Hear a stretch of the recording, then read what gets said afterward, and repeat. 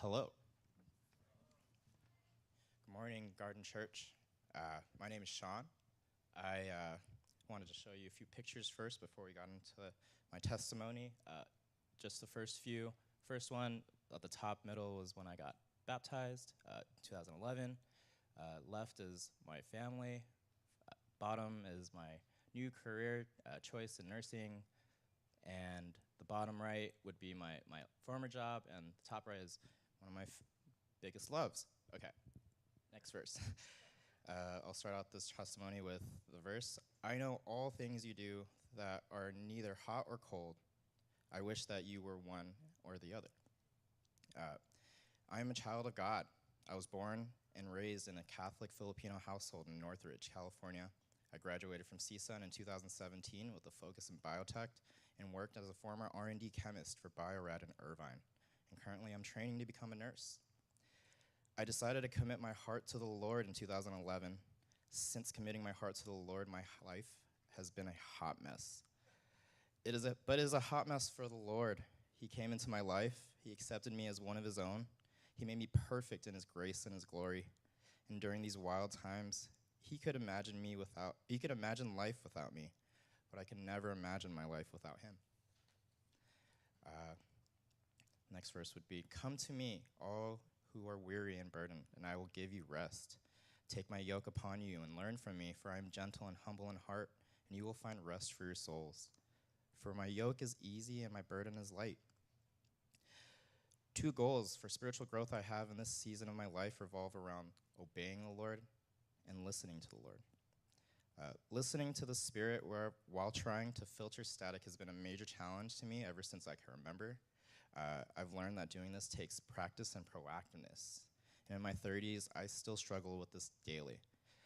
I actively have to search in my heart to hear his voice during my trials, my tribulations, and in my victories. Believe it or not, in all of these situations, I become anxious. My heart would race. My fingers would become numb, and my lungs would struggle to breathe as I lost focus of his light. It's only when I focus on him that I feel relief, acknowledged, and loved by his perfect love. I get emotional when I think about how he could still love me in my hot mess of a life. I've been dismissed from school, I've failed various jobs, and I've hurt those around me with my thoughts and in my actions. Yet he still loves me. I went through every emotion while pursuing the Lord, my life, and my dreams, and never once was I walking alone. With his presence, I've made Dean's List with a scholarship, I've accomplished my goals in the biotech industry, and I've been able to lead a few of my friends to Christ. To know that I am of his special collection, one of one, fills my heart with joy. The practice of obedience is something that I continue to work on every day, and obeying has not always been easy to me because of my pride. I can find a million reasons why I should remain in my comfort zone. My pride impacts my ability to experience the fullness of his wonders.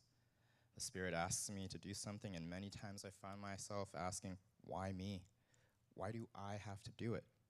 I ask myself this when I'm procrastinating, when I'm apologizing to someone, when I'm arguing with someone during a situation where I feel justified and right. It happens when I'm considering if I should hold the door open for the next person.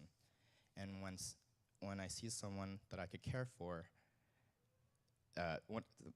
it also happens when I see someone that could use help but is refusing. Why me? Why do I have to share what the Lord has done in my life with potentially uninterested people?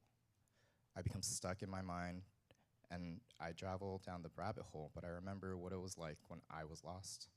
And in many ways, I remember I'm still lost, but his Spirit is still with me. I'm happy I obeyed his Spirit when I chose not to celebrate passing my exam, because this allowed me to be there for a close friend who didn't succeed. I'm grateful that I obeyed him when he led me to a conversation with an introverted stranger at a social event, because then I was able to see him turn into a social butterfly right before my eyes.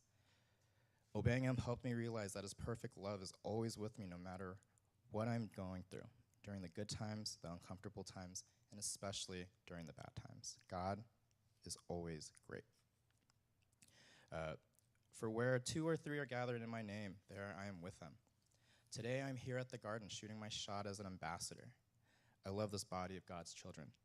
Listening to weekly sermons has led me to many amazing reflections about obeying God and plugging into the offerings that this church has allowed me to experience much more of God's glory.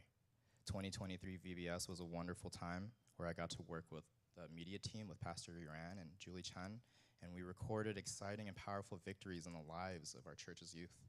I'm grateful I obeyed and participated in the Summer Garden Church Retreat. The Lord's anointing was an unforgettable experience there, and he even added cherry on top when he allowed for a brief intermission of a friendly basketball game alongside the waves of the ocean.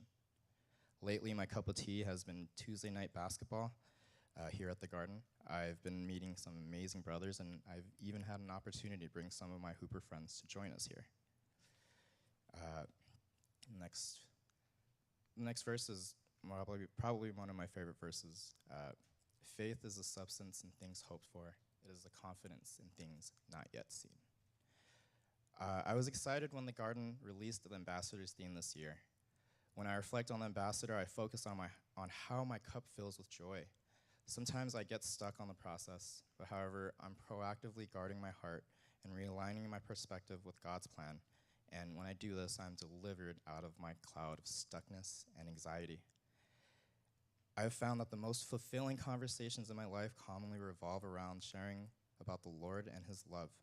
It was by sharing my faith that I was able to learn that my car buddy Jose Mendoza was a believer and a child of God before he passed away earlier this year due to type 1 diabetes at 35 years old. It is by sharing my faith that I can experience two of my greatest loves, God and basketball, at the summer retreat. It was by sharing my faith that alongside with others, I was able to see my Catholic father raise his hand and witness to the glories of God and in this church.